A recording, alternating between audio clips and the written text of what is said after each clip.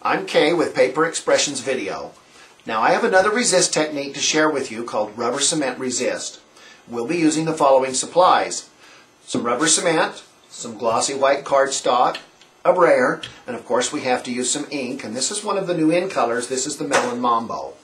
Now, you begin this technique by applying just a very thin layer of rubber cement to the glossy white cardstock.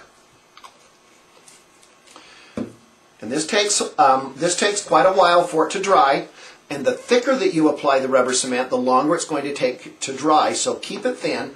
Now I'm going to set this aside and let it dry, and this is one that I've already prepared so that the rubber cement is all dry. Now take your ink and take your brayer and roll the brayer.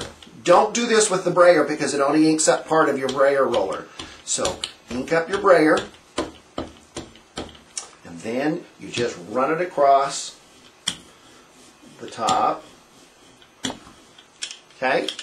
And that's what it looks like. Then take a paper towel. Give this about a minute for the ink to dry. And then take a paper towel and just buff the ink off the top of the rubber cement. And you can see that that's got a nice, interesting pattern. Once that's done, then take your finger and just rub the rubber cement, and the rubber cement will just come right off your paper. And this actually takes a minute.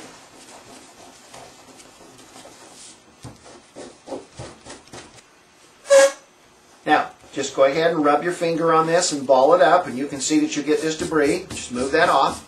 Then what we want to do is we want to stamp an image on this. Now what I'm going to do is I'm going to use one of our new acrylic blocks. You can see the stamp set here. And I'm also going to make sure that this is inked up good. And this stamp set that I'm actually going to use is called the I Heart Hearts. It's in our new mini catalog.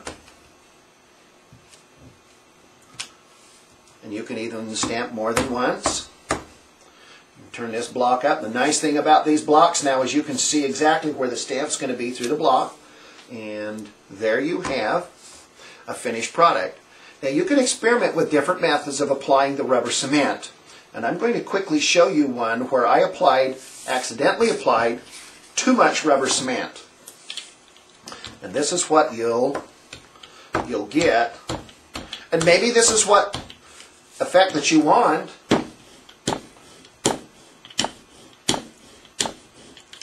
I'll quickly use my paper towel and buff the ink off.